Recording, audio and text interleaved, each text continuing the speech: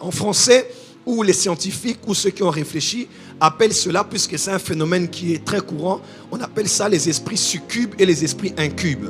Les esprits succubes et les esprits incubes.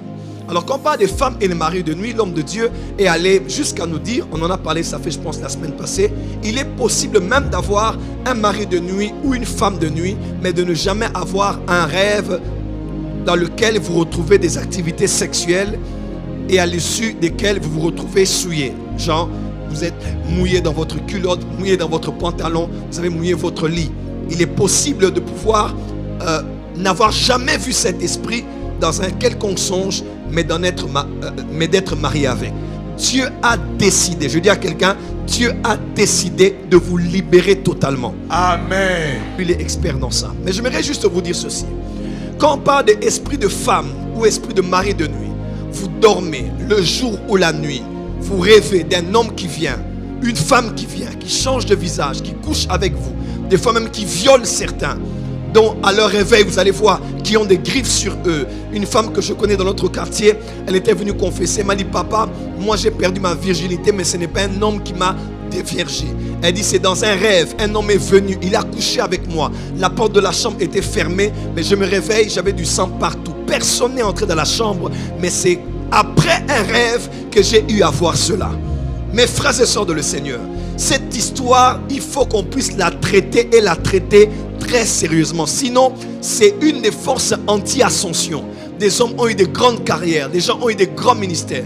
L'homme de Dieu a donné son témoignage hier. Il était déjà en train de monter dans le ministère, mais il ne pouvait pas avancer tant qu'il n'avait pas traité ce problème-là. Et si lui, à son niveau de dignité d'homme de Dieu, peut vous partager un tel témoignage sur sa propre vie, l'histoire de délivrance, c'est une histoire de ne pas avoir honte.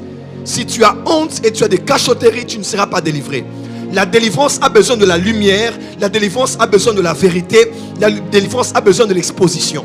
Proverbe 28, verset 13 dit ceci: celui qui cache ses transgressions ne prospère pas, mais celui qui les avoue et les délaisse obtient miséricorde. Celui qui cache ses transgressions ne prospère pas. Donc la prospérité d'une personne peut être bloquée parce qu'on a caché un péché. Un péché caché a le pouvoir d'immuniser, d'immobiliser, de ralentir le processus de la prospérité que le sang de Jésus a apporté dans ta vie, que la Sainte Seine a apporté dans ta vie, que la promesse de Dieu a apporté dans ta vie, que la vie de Dieu Zoé a apporté dans ta vie. Tout le système de prospérité se bloque. Pourquoi? Pour une seule et simple raison: un péché a été caché.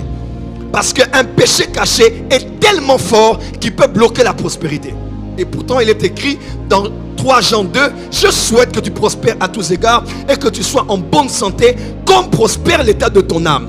Dieu a déjà souhaité, mais l'homme ne prospère pas parce que Dieu, ce qu'il veut ne s'accomplit pas, mais parce qu'un péché est caché. Frère, la force des esprits, c'est quand on les cache. La force d'un mal, c'est quand on le cache. Voilà pourquoi quand tu veux ta délivrance, il faut accepter d'exposer certaines choses.